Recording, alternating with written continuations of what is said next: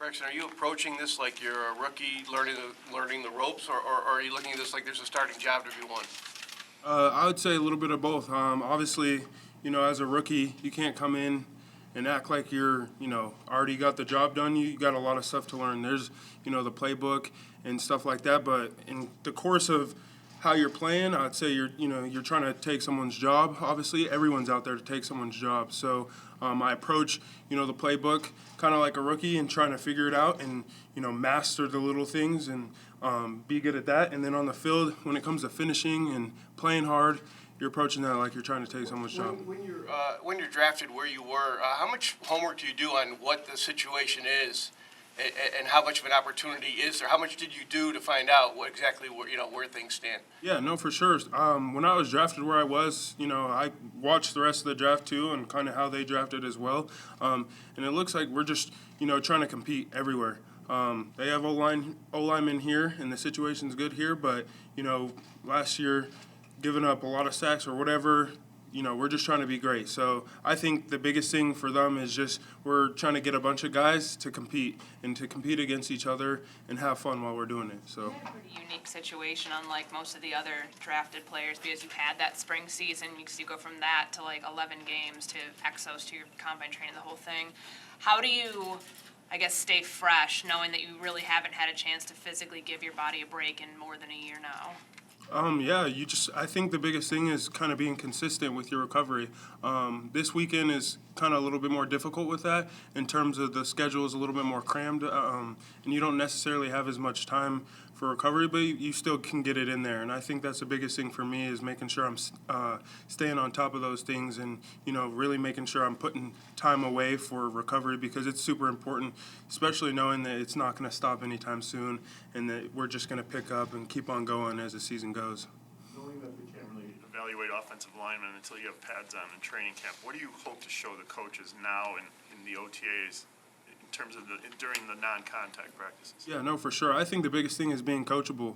When the coach tells you your first step's too slow, you go out there over and over again and try and, correct that first step. That was a big thing for me even yesterday is just that first step was too slow and behind me, and so I wasn't gaining enough ground to get to where I need to be.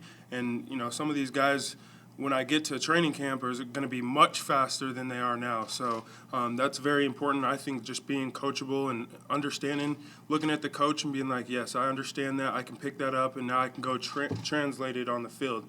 Just looking quick, finishing, and all that stuff as well.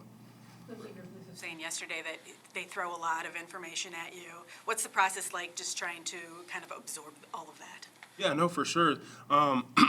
It's a hefty process. I mean, it's just you got to take it in. I feel like I do a good job of kind of looking at it before. So I got a chance to look at day one, install a little bit before, just look at that and do my own studying, and then once I get into the meeting, it's kind of like a review for me. And then you can ask questions, learn that way. And so, if you don't quite know something there, then you just ask a question and you know the rest of it. So you kind of just put that whole process together. And I did the same thing last night. We got more plays and a lot of stuff coming in, and I did the same exact thing. So just, doing my own study and then coming in the next day and soaking it up all again. It's kind of how I do it, and then, going out and performing. So. When you trained with Mike Pollock, he told me that you guys did a lot of whiteboard stuff too. It wasn't just on the field. How important is that for you, and now to translate that over here, but you have to, do it again? Yeah, no, for sure. I think that was a big thing. Kind of one of the big things I think is just like being able to talk football as well with some of these NFL coaches. It's way different. When you're kind of just talking ball with a college coach, it's over under. When you're talking with an NFL coach, it's 59 fronts, it's 25 fronts. So that was a big thing for me is I didn't know any of that. So learning with Mike Pollock and self-taught as well too is just learning those certain things that they may say differently but are the same exact thing. You just got to be able to communicate. It's like learning a different language. I don't know how much interaction you would get with the general manager during the draft process, but Ryan Poles is a former offensive lineman who has a very specific idea of what he wants in an offensive lineman. How much of a connection have you gotten with him, or how much have you felt that the idea that you were drafted by an offensive lineman. Yeah, and I think that's kind of tells you exactly what they're going with, and what kind of guys they like. Just with their draft, they're drafting quick guys that are agile and can run plays, go go go go. So I think having that connection, and I'll see him every now and then. Let's go, let's go, come on.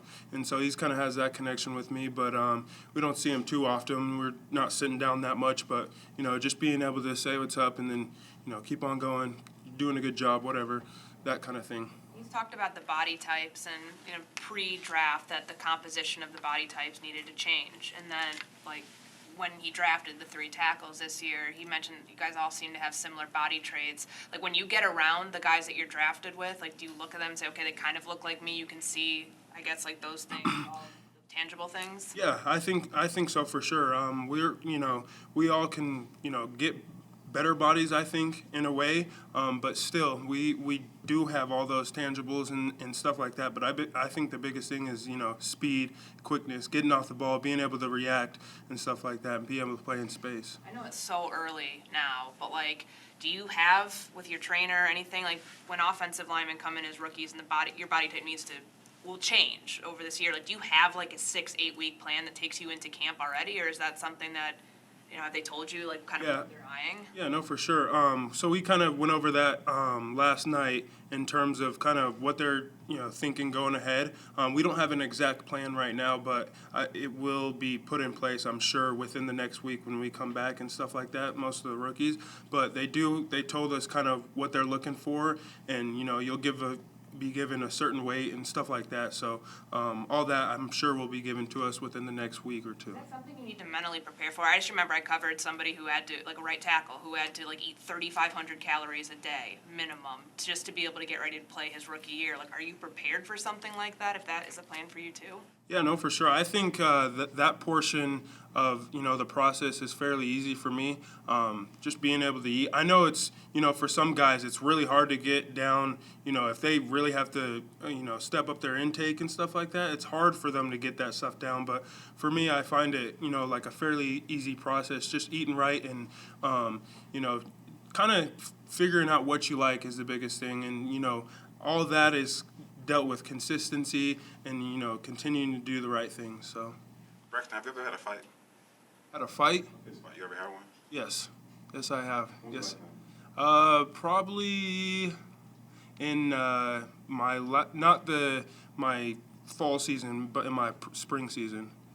Yes, sir. It was a football fight? It was on the field, unfortunately, but yes. I don't. Yeah. I don't know if it's unfortunate. I was just asking. I was curious. Yeah. Thanks. Yep, of course.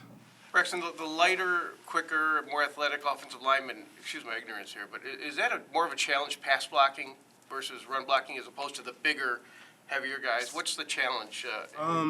I think for me, a little bit is in the run game. When you're maybe lighter and quicker, you might get a bigger D end or something like that, where it's you got to move them off the ball, and that kind of is more of a challenge to me than in the pass game. It's really about that technique, and in both it's about that technique, but you can get by a little bit more in the pass game with the lighter and quickness. You move your feet, you can get to the place, you can sustain on a bull rush and stuff like that. So I'd say that's kind of how it is.